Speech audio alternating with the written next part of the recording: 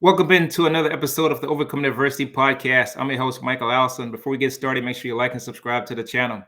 Today on the show, we have Mr. Dominic Stacy, all the way from the UK. He goes by the optimistic adventurer.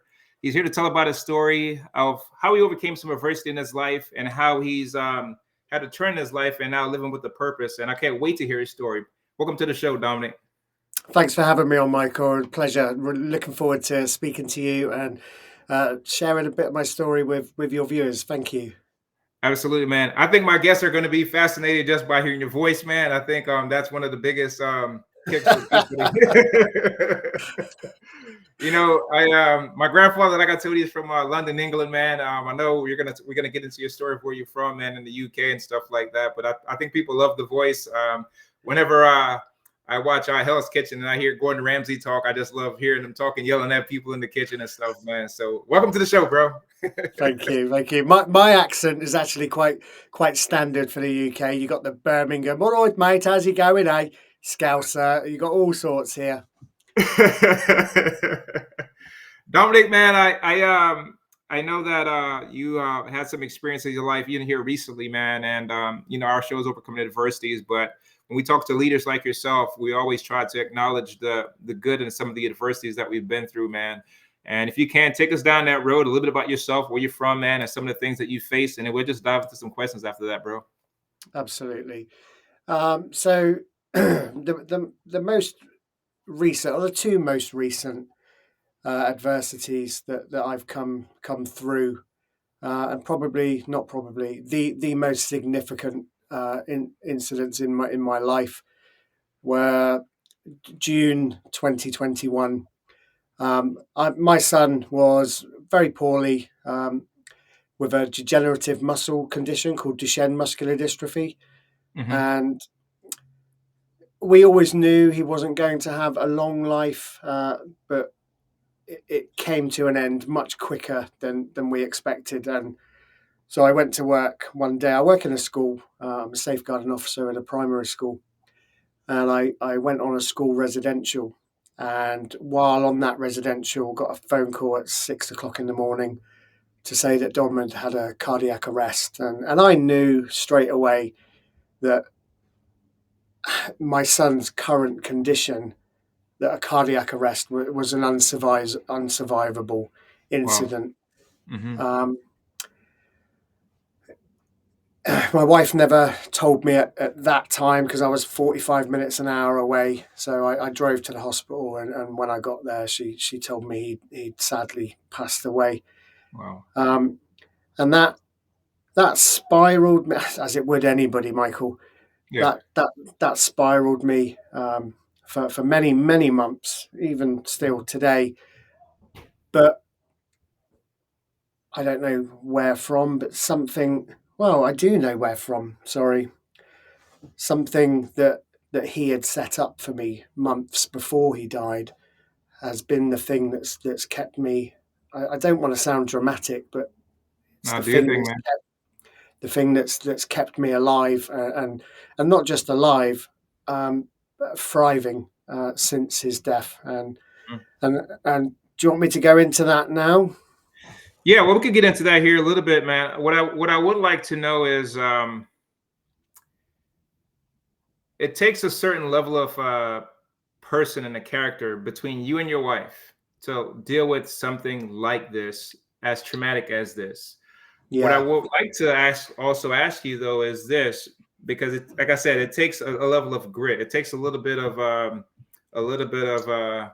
like a mental fortitude as parents to deal with. tenacity. Exactly, to deal with something like this. What I would like to do is, like, let's peel that back a little bit and go back further into your life, like your earlier life or your earlier childhood. What was that like for you growing up, and what were some of the challenges that either you faced or some of the challenges that your parents faced, or even we'll talk about you, but I imagine some of that rubbed off on you, even from your wife as well, for you guys to pull together, bond together, and get through something like this. So what was that Yeah. like, you growing up, that built you up into this type of person to have that type of tenacity? Yeah, and that's a fantastic question because I have had a lot of time to think, and one of the things that I came to realize is all of the I had a fair few rubbish things happen when I was young, and at the time, obviously, they were rubbish, and I didn't want to be going through them.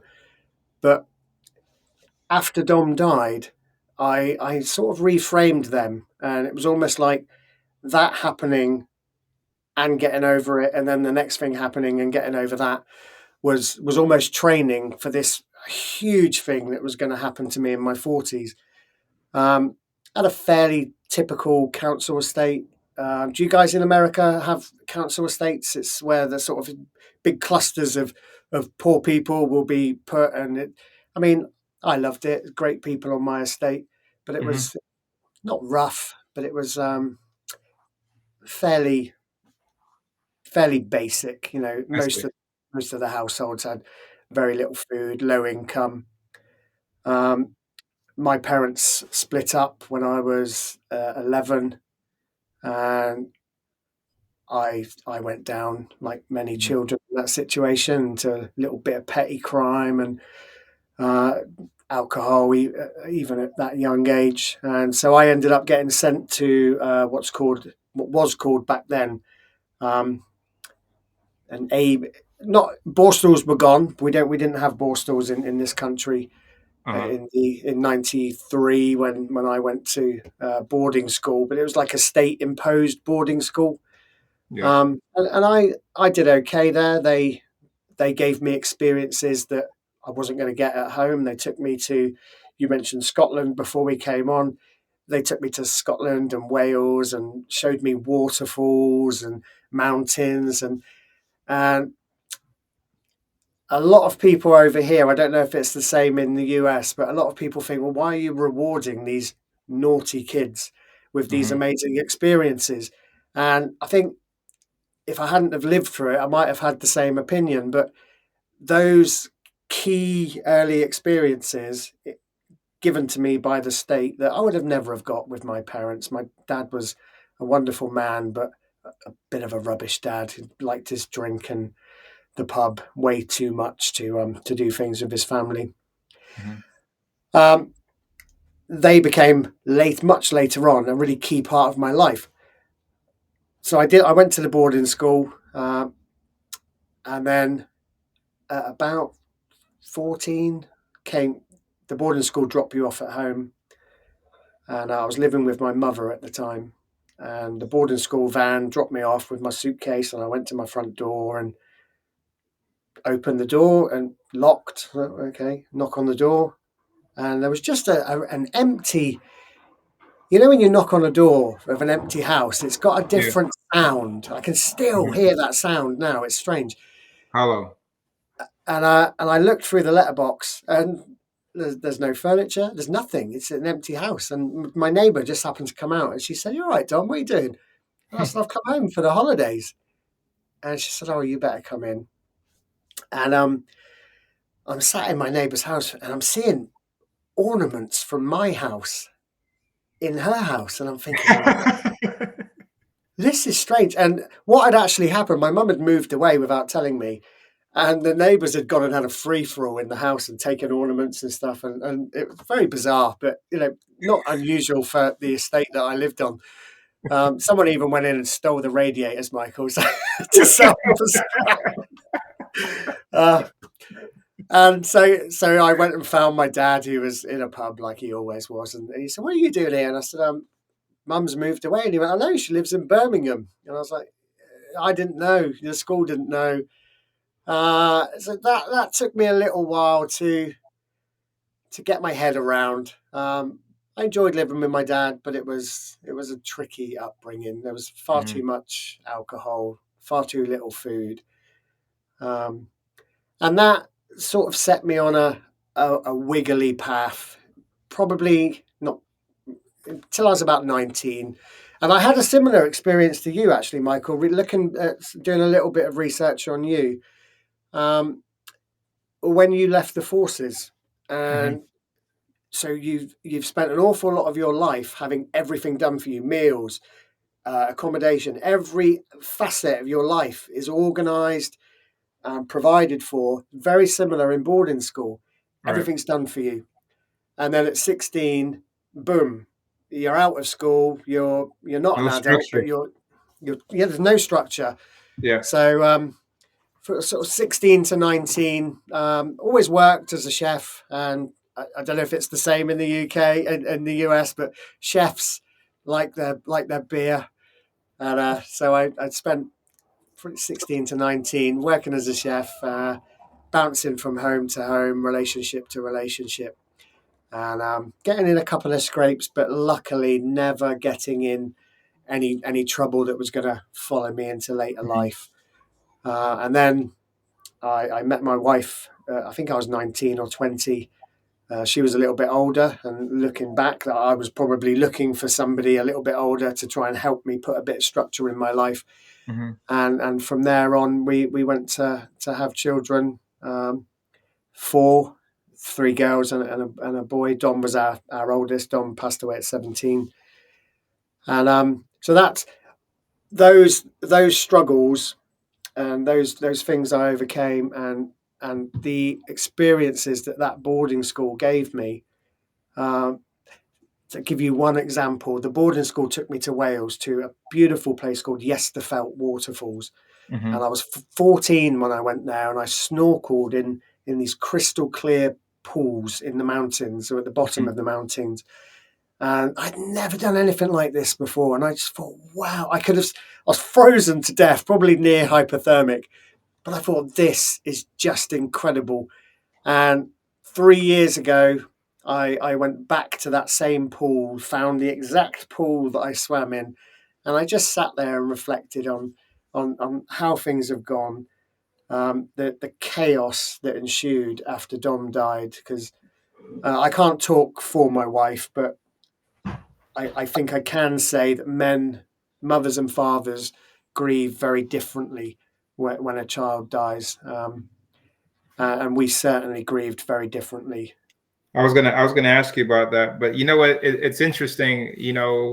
What I've found is this: whenever parents allow their kids to see things from a different perspective outside of their normal norm, it seems like those type of kids have different outlooks and different outcomes, knowing that there's so much more to life opposed to their Yeah, current circumstances. It allowed their imagination to start dreaming bigger and thinking bigger, knowing that there's much more other opportunities out there in this world. And I think that was very key for you to get to see that at such a young age. I see that now with our kids that we have, where they've seen a good bit of the United States and some other countries outside of the United States, and they're so much well versed, or they could acclimate and be very adaptable and flexible because they've been yeah, in different scenarios and learn how to interact with different people because they've seen various cultures, and they also are much more appreciative because they kind of see that where my life it could have been like this, or I see these kids are not in certain situations like ours in, and I think that's a good thing in regards to like your experience because I seen it for myself with my own kids, knowing how I grew up, and I could see the yeah, difference. Right. absolutely. Giving children those early experiences, it just widens their aspirations massively. I've worked in education now for 12 or 13 years, and I worked in a small town that was 8 miles away from the beach. And I used to work with so many children that had never been to the beach. You know, they're 10 Mm. years old and they've never been to the beach that's 8 miles away. And that it just blows my mind. I just want to get a minibus and say, come on, we're going to the beach. Let me ask you this question here. What made you decide to get into the field of education, specifically like safeguarding and then like the pastoral care and all those things? What drove you to that direction? Uh, it's a bizarre story, and it would never happen now. Certainly wouldn't happen in my school because I'm the head of safeguarding now, and the way I got into the job would not be allowed to happen now. They're quite rightly. So I did a bit of volunteering one day, and they said, "Oh, you're really good at this. Would you like?" Pretty much a week later, would you like a job? And at the time, I was volunteering for a charity, and that was just coming to the end of the 6 months that I promised them. My wife was working, I was looking after the children. They were all below about 7 or 8, So one of us had to be the home parent, and I got into a teaching assistant's job in the UK. Loved it. Absolutely became entrenched in learning about not just behaviors, but why we behave. And I suddenly found that I absolutely love the human brain, and you can help a child much more stop a behavior if you understand why the behavior is happening. Hmm. And then over the next 5 years, I slowly moved up to what's called higher level teaching assistant, and then deputy safeguarding lead, and then pastoral lead. Pastoral lead in the UK is someone who coordinates the interventions that a child will come out of class to go on to work on micro behaviors, and sort of helping them better understand social norms. So children, and it probably leads back to what we were talking about earlier, children that haven't had a wide experience of the world, and not in all cases, but in some cases, sometimes it's biological, but sometimes if children have suffered trauma, it can set them back, or it can make them stick at a certain developmental age. And then so there's a theory, a practice called Thrive in the UK, where you go back to that child's stuck emotional age, and then you bring them back up, largely using play. This play is incredible for bringing children on. Okay, so being someone that just lost your son, right? And you are grieving and you're going through this. Once you were hit with that shock, what transpired after that? What transpired between your kids and you guys? What transpired between you and your wife? What transpired with your job? What transpired with your friends? What transpired with your family? Because I know going through something as traumatic as that, there's now a ripple effect. And I would like to know, did things go good? Did things go bad? Did you guys go through depression? Did you guys had to go through counseling? Did that bring your family tighter together? Did things cause, different types of questioning of things, or whatever took place? Or is this something that you guys already knew that this is something that could potentially happen, and you guys grieve with it, knowing that this was something that could happen? If you can tell us a little bit about that, man. Yeah. So I used to like the phrase ripple effect, and when something this big happens, I think Hmm. you can swap out ripple effect for the tsunami effect, and because just wave after wave was hitting our family. But I can tell you exactly when I decided that, that I'm not gonna let this swallow me, and it was a choice. Um, it was the day after I woke up, and I walked around my bed. The I can describe this in minute detail because I can remember every color and position of everything in the room. And it felt to me, I stood at my wife's side of the bed, and it felt, and even when I remember it, I can see the hole that wasn't there, and it felt to me like a hole had opened up in the floor, Wow. and physically, I I've never felt like it before. I never want to feel like it again, and I could just feel myself falling mentally into Hmm. that hole. And something in me, and I knew, I was sort of talking to myself in my head. Something said, if you go in there, you are done. You are never ever coming out of that. And and I can, you've got like a gyroscope in your ears and in your brain, and I could feel myself, although I was stood upright, I could feel myself falling into this, and I managed to pull myself out. And I text a friend of mine and said, I need to go and do a mountain. I need to go on an adventure. And he was stacked up with work and his own life. and he put everything on hold for me, and we went and climbed England's highest mountain, which is probably nothing compared to what you've got over there. But it was just an easy pick, right? That's one. We'll go and do that. And what I haven't mentioned, Michael, is a few, maybe 6, 7 months before Dom died, he'd I'd had a really amazing experience with about 100 dolphins on my paddleboard, and I made a video. And I wasn't into YouTube at the time. I'd upload a few things for memories, family memories, but it wasn't a channel, so to speak. But after the dolphin video, Dom said, you should make a channel. You start going out on adventures and filming them." And so I did, and they were terrible. The editing was awful and all of that. But that wasn't the joy that I got from it. I used to lie on his. He was mostly bed bound at this point, and I would lie on his bed, and we would watch the video, and we would chat and eat junk food, and it was a magical time, and it was something he was sort of living vicariously through my adventures, because he couldn't get out too much at this point.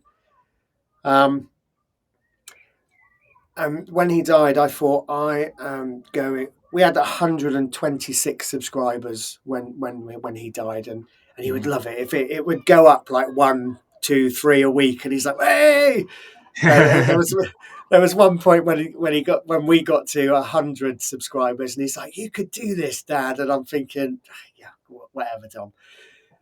But we enjoyed it, and so when he died, I was looking for a way to, one, put some structure, two, and this is a hard admission, but it's a true admission, two, to distance myself from some of the stuff that I'll go into in a minute that was happening at home.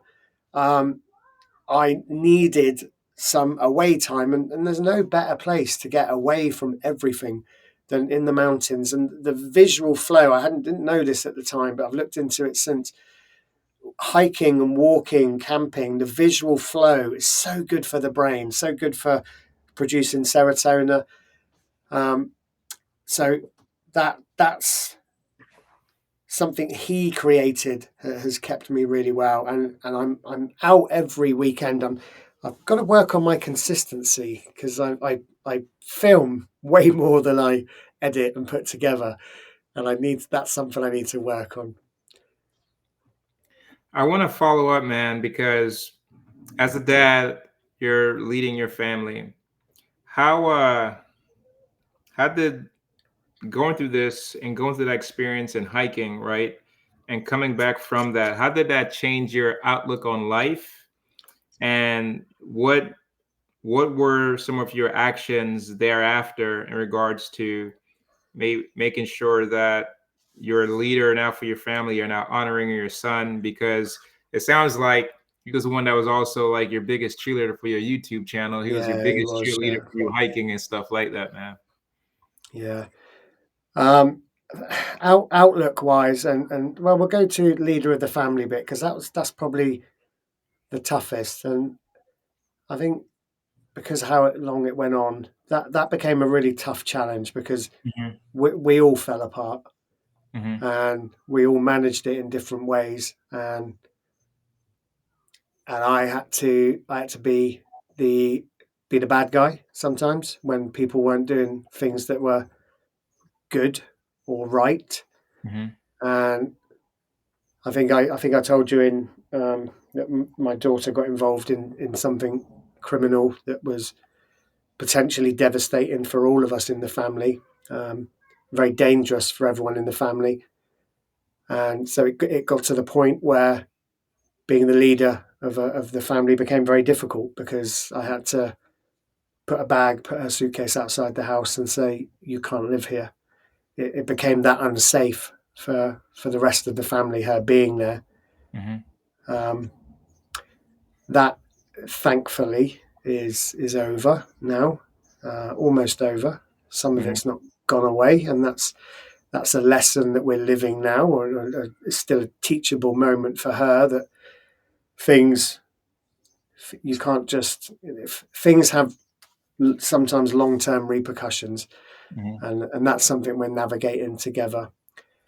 Outlook on life, I will not waste a day anymore. I haven't got it.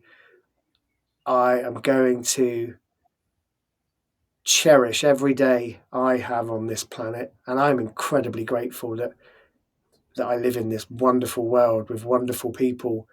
And I've got, I've got nothing really money wise, but everything works out okay, and it's all good. And I'm desperately missing Dom every day. But I had 17 years with probably the bravest, most courageous, funny.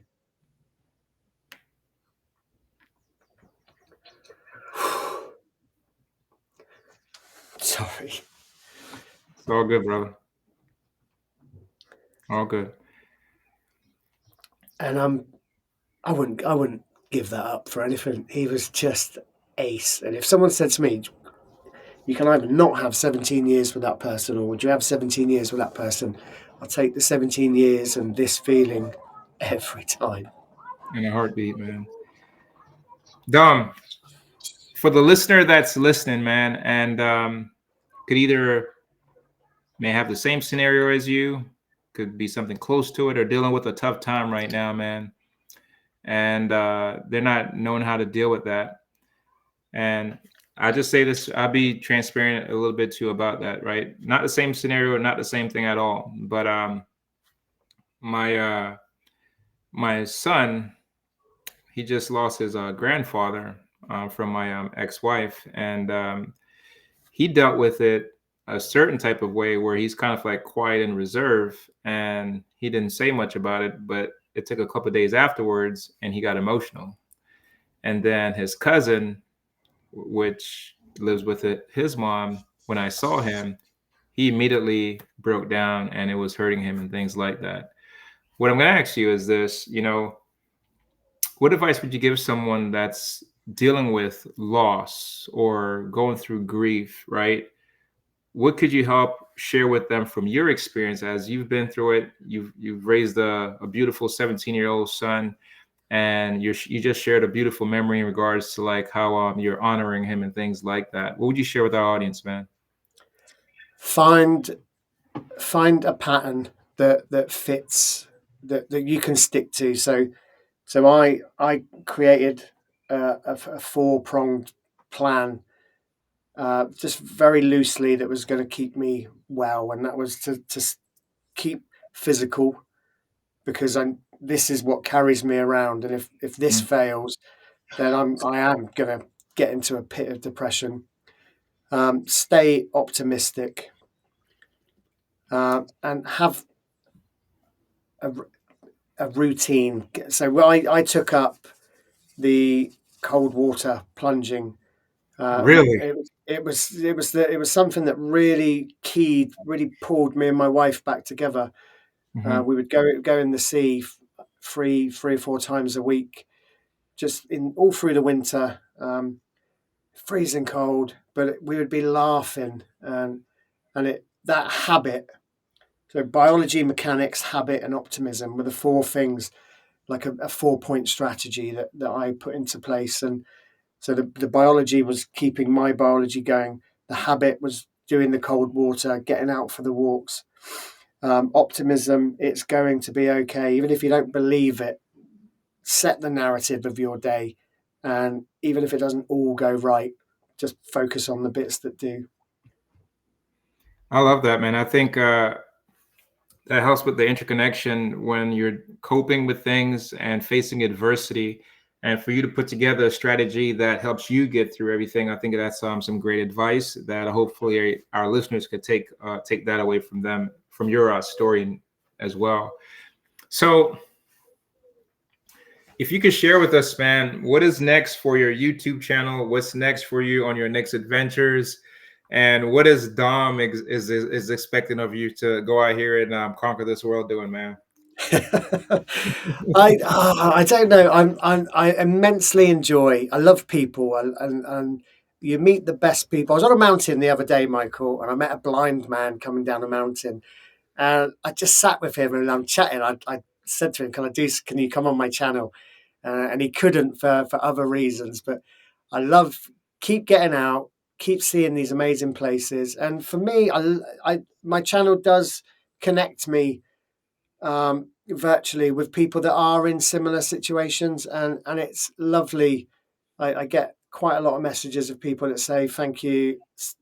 This has happened to me and I'm falling into a pit, but you've just given me one, a really nice location to go to, and two, the inspiration to get out. And I don't set out to inspire the world. I want to inspire my children. I want them to embrace the outdoors. But if I can drag a few people along the way and help a few people out, then that would be marvelous. But the plan for the channel is I'm doing it because I love it. If it's successful financially or the numbers, then that's all good. But that's not the driver. That's awesome, man. Well, before we wrap up and get out of here, I normally ask this question a certain way, but I think it's appropriate to ask it this way. And if your son was here and he was on this podcast, I'm going to ask you if you could channel that a little bit. And he was on this podcast. What would he say to a listener that's listening to this podcast as some key takeaways, as some lessons, and some things about life, about some things as adversity, and how to just overcome some of these challenges? What would he say? He would say, find things that make you laugh. He would probably say something really inappropriate as well. But when you were asking me that question, one thing jumped to my mind, and it's something that he used to beg me to say on every one of my videos, and I did do it once before he died, and he was with me when I did it, but I always, still to this day, hate doing it. He would say, go to the Optimistic Adventurers YouTube channel, like and subscribe, because that's what he used to say when we did the videos. Have you done it? Have you done it? And I'd say, no, not this time. So that would be, so from beyond this realm, go to the Optimistic Adventurer channel and like and subscribe. Absolutely. Well, Dom, man, it's absolutely been a pleasure to have you here on our show, man. I know your story, your message will definitely make an impact, as it did for myself. Before we get out of here, man, how could people find you? How could they book you on their podcast as well? My email address is attached to my YouTube channel, which is The Optimistic Adventurer, and I answer every comment and every email. And Instagram, again, the _ Optimistic Adventurer. Well, guys, thank you so much for listening to this episode. Until next time, God bless. Thank you. Ain't it all? Couple dollars in my pocket, no income and go. Been working on my body, getting healthier. Thank God for clarity.